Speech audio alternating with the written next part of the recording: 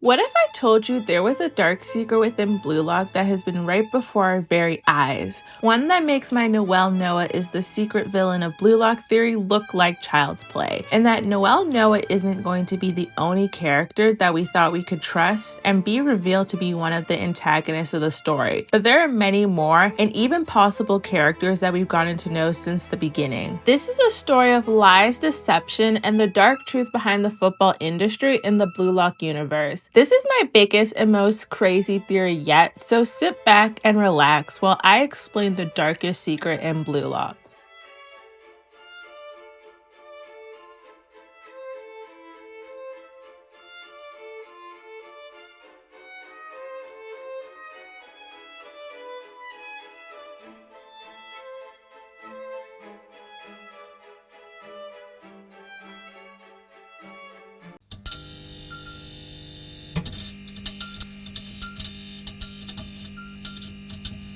We have gotten hard evidence that Noel Noa is using Izaki, and he is supposed to be one of the main antagonists of the story, if not the antagonist. But in Noel Noa's reveal as a villain, he reveals what his true motivation is. And I'm not gonna lie, I was kinda surprised that the whole reason he joined the NEL was because he wanted to test Kaiser in this selection, wanting to help build him up so he can ultimately help make Noel Noa stronger. Since yes, Noel Noa has achieved being the best in the world, but the ultimate egoist that he is, he wants more. But my question is, why does it have to be Kaiser? I mean, throughout the NEL, Noel Noa almost seems indifferent towards Kaiser, sometimes being slightly annoyed with his behavior, but ultimately it seems like Noa was more fascinated with Izaki. And yes, it could have been when Noa initially entered into the league, his goal was to level up Kaiser, but Izaki has now humiliated Kaiser more than once and even surpassed him on several occasions. So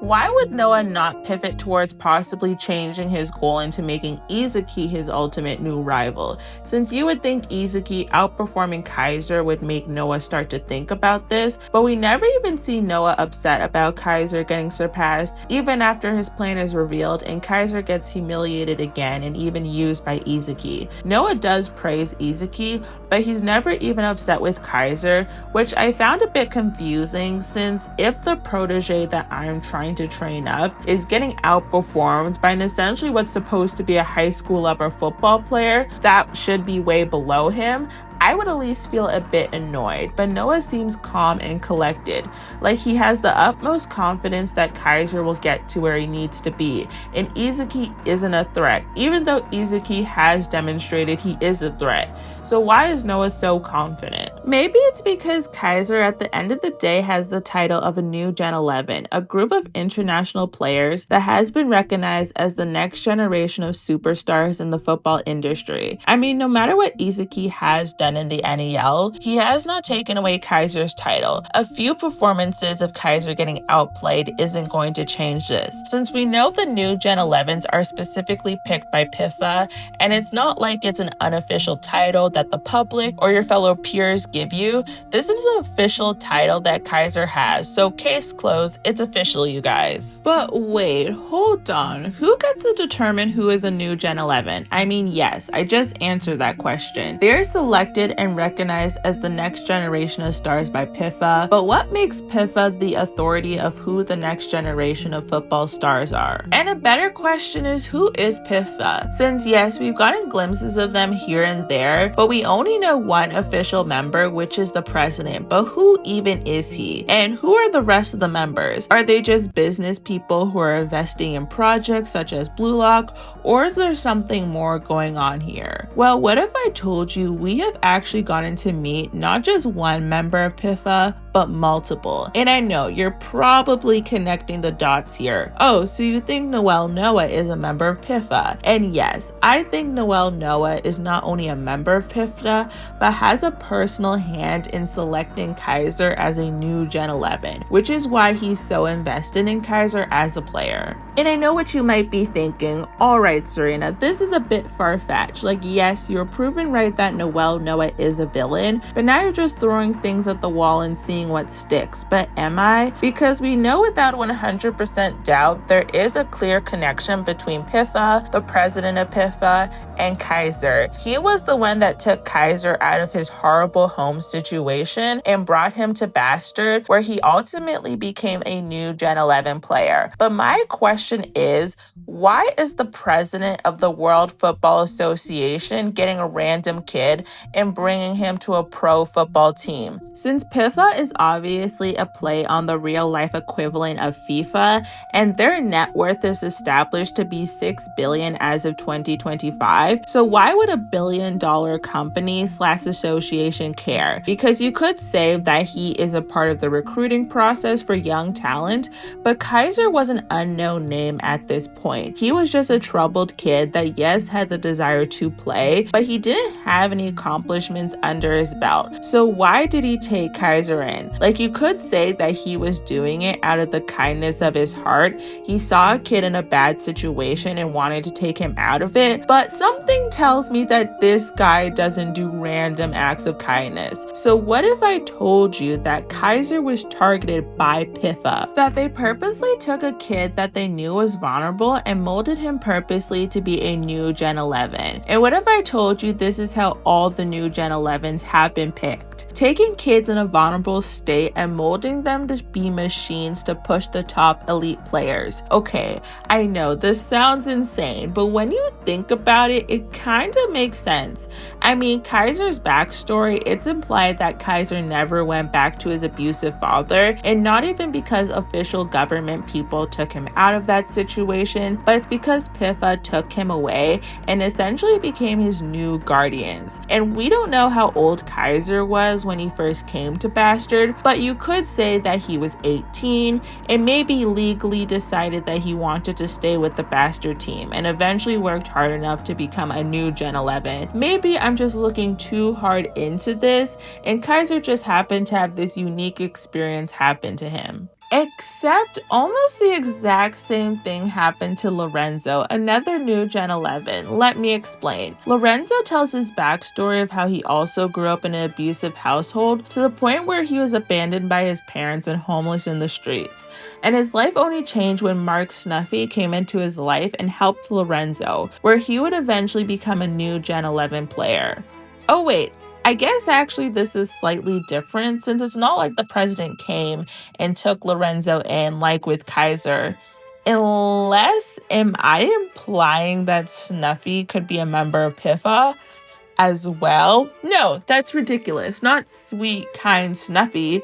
But my question once again is, why did Snuffy do what he did for Lorenzo? The obvious answer is he actually did it out of the kindness of his heart. He saw a kid in a bad situation and decided to get him out of it. But it's pretty interesting that Lorenzo just so happened to also become a new Gen 11. I mean, that's a pretty big coincidence. I mean, Snuffy could have found Lorenzo a proper home if he wanted to help him. But when we flash back to Lorenzo's memory, we see Snuffy say to Lorenzo, and he even admits that he was on the verge of dying, "Hey kid, wanna play football with me?" I mean, if Snuffy was helping Lorenzo out of the kindness of his heart, that's a pretty strange way to start the conversation. I mean, Lorenzo literally said in this moment he was dying. So why would Snuffy not offer him water, food, a place to stay? But no, Snuffy immediately gets down to business, almost like a recruiter trying to get their newest member. And this was basically the same coldness that Kaiser was met with by the president, since the first words he says to Kaiser is, "Hey brat, do you love football?" These are two kids clearly in a bad situation, but the first thing out of Snuffy and Dark Ray's mouth is talking about football and not caring about anything else. I mean, Snuffy even ends his interaction with Lorenzo by saying, "Let's do business together." Like he's confident that Lorenzo will succeed, which how would he know that, since Lorenzo was extremely thin and Snuffy had never even seen him play as far as we know. But Snuffy was confident that this was going to become a successful business deal for him. Like he knew Lorenzo would become a new Gen 11 without ever even having seen Lorenzo play. I mean, it's hard to deny how eerily similar Kaiser and Lorenzo's story is. Two vulnerable kids under terrible circumstances, getting the offer of a lifetime before even having to prove themselves. So the question is, why pick Kaiser and Lorenzo? Well, because unfortunately, no one would care if they disappeared. They didn't have parents that would look out for them and question PIFA, so essentially the organization was free to do whatever they wanted with Kaiser and Lorenzo, and took them away to train them to be the next generation of the greatest football players. Okay, so I might have something going between Lorenzo and Kaiser, but at the beginning of this video, I said this is how all the new Gen 11s are picked, and we have 2 more confirmed new Gen 11s that I haven't discussed yet. And the moment I talk about Sai, my theory falls apart because Sai didn't grow up in a horrible living situation like Lorenzo and Kaiser did. As far as we know, he had 2 loving parents and also a loving brother. So my theory that PIFA is purposely targeting vulnerable kids to mold them into these quote-unquote football machines to benefit themselves and the top elite players doesn't work for Sai. Except it does. Remember, you guys, Sai was away from his family for 4 years, and when he came back, he was basically a shell of his former self. If we're comparing PIFA similar to be example to a cult, then one of the ways that a cult will indoctrinate their members if they do come from a good support system is purposely separating them from their friends and family so it's easier to influence and manipulate them. So I think when Sai was overseas, he was purposely beat down so he could be easier to mold into a new Gen 11 player. But now the question now becomes, who recruited Sai? And I think we have the answer to this, which is Borasuda, since he isn't a confirmed member of PIFA, but he's obviously working with them and even reports the results of Blue Lock back to the organization. So it wouldn't be that crazy to say that he is an official member. Plus, Borasuda is the person that we see Sai interact with the most, and the entire reason why Sai was even initially involved in the Blue Lock 11 match, and also the reason why Sai will be playing for Japan in the U20 World Cup, is because of him. Since the moment we have met Sai, he has nothing but negative things to say about the Japan football team, but he keeps finding himself getting roped back into playing for them. And yes, we know that Sai in some ways is tied to the Japan Union and likely has to follow some of their rules, but what if it's deeper than that? What if PIFA is also involved? Okay, so I've covered Kaiser, Lorenzo, and now Sai, but what about our last confirmed new Gen 11, which is Bunny? I mean, we literally just met him, and there's no evidence that Bunny comes from a vulnerable background like Kaiser and Lorenzo, but we do know at least the bare minimum there is something going on with Bunny. For one, it's been heavily hinted at that Bunny was the one that crushed Sai's dreams, and whatever happened to Sai basically destroyed his former self. So whoever messed him up this bad has got to be a little bit messed up themselves, since no normal person does that to another human being unless they also have some issues going on within themselves. Plus, even the one conversation we've heard Bunny have is kind of disturbing, since he tells Izaki, who mind you at this point is a stranger, that seeing happy people makes him want to die. So yeah, we might not know much about Bunny, but there's definitely a darkness there, and I wouldn't be surprised if PIFA has something to do with that darkness, like I think it has to do with Sai. Plus, the recruiter for Bunny would obviously be Lavinho, who I also believe is a member of PIFA, and honestly, I believe all the master strikers are members of PIFA.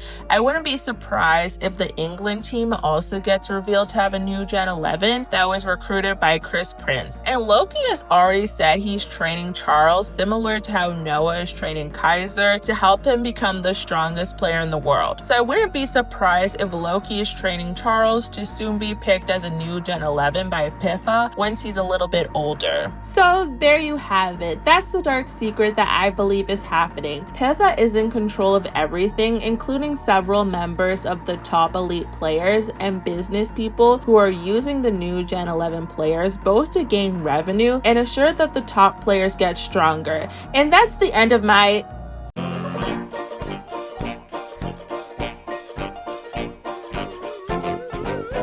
Wait, hold on.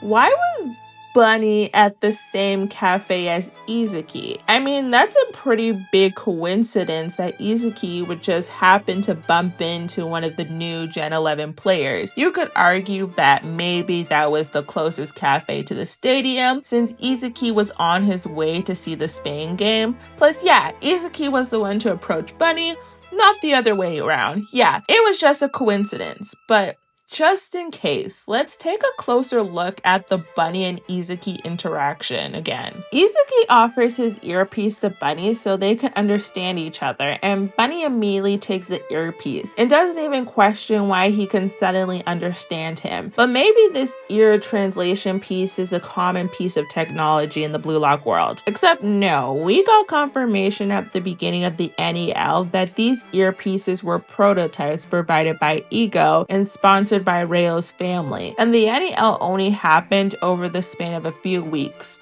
So there's no way that these prototypes specifically made for the NEL suddenly went into full production where it was able to become a normalized thing in the Blue Lock universe. I mean, if that were true, then wouldn't we have seen those Spain players, for example, wearing them? Since even if, yes, they could understand each other, it's just a handy piece of technology to have that every player should be having. So I wouldn't say it's the norm tech yet. But maybe Bunny recognized the technology since the NEL matches were played around the world. So yeah, maybe he just saw it from videos. But then why would he pretend to not know who Izaki is then? Unless Bunny was told by someone to talk to Izaki and just to get to know him a bit better. Okay, so maybe there's an argument to be made that maybe PIFA did put Bunny up into interacting with Izaki, which makes sense that they would be interested in him considering all the things he's done in the NEL. But how did PIFA know that Izaki would be there? I mean, that was an all-paid expense trip by Ego. Wait, I'm not trying to imply that Ego is a member of PIFA. No, absolutely not. That's just too insane. Ego hates authority figures. He wouldn't get involved with an organization like that unless... You can't possibly become the world's best striker unless you're also the world's biggest egoist. The things this guy is saying. The question of what has happened in Wildcard has been one of the longest standing mysteries in the series, and to this day we haven't really gotten an answer to this question. Since yes, we know that Kunigami has had his body trained so he could have a body comparable to Noel Noa, but what did he go through to get his body to be like that? Did he just train really hard? And if that's the case, then why did Kunigami come back so broken? Since yes, his ideology was shattered by Shidou, but clearly whatever happened to him in Wildcard, that's what broke him. What if I told you that we already got the answer to what happened to Kunigami in Wildcard? So a question that I have, why was Snuffy so confident that Lorenzo was going to become great? Why was the president so confident that Kaiser would become great? Like I said during their sections, at that point they had no real accomplishments under their belt, unless there was a certain device that could change their bodies. A device that would take a normal high school student's body and somehow make their body comparable to the number one striker in the world. I think the whole time, Wildcard has probably been this machine that accelerates the growth of a player, and the true test is if someone's body can endure the machine. Maybe you have to experience a great trauma to be able to withstand the machine, and the person that's put into machine must have a fighter spirit, since once you go into it, you don't come out the same. And maybe it wasn't this machine, but some other test, but there's clearly something that can make your body that strong. But the question is, why not just have all young players do this? Unless it's something that not everyone could handle, and even those that do survive come back somewhat broken. And maybe there's a certain madman that we know that happened to create an entire project to ensure the next person that goes into that machine and takes the ultimate test would come out not at a new Gen 11 level, but as the greatest striker of all time. And they've been being funded by PIFA to ensure that the results end up making them money and benefiting the top players in the world.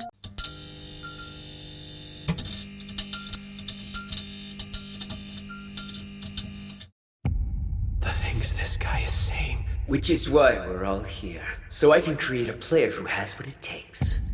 They can't be right. Someone who will climb atop 299 corpses. A solitary hero. Championships, the hope of a nation, they're all riding on you. Only an insane egoist could take that shot without a second's hesitation. Now pass through and be transformed. Discard your common sense.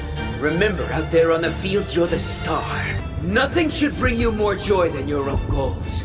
Live only for that glorious moment. And if you can't, then you're no striker at all. All right, you guys, that's the end of this theory. I know it's really insane, but I really loved writing this one. It was kind of one of those things where, like, the more dots I connected, the crazier it got. And I know the wild card part, that's a bit more of like a loose end bit.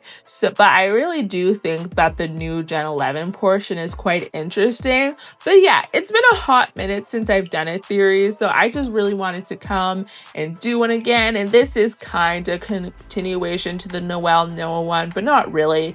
But if you haven't seen that one, definitely check it out, since even if he has been revealed to be a villain, I still think it's a fun one. But anyways, let me know down in the comments what you think of this theory.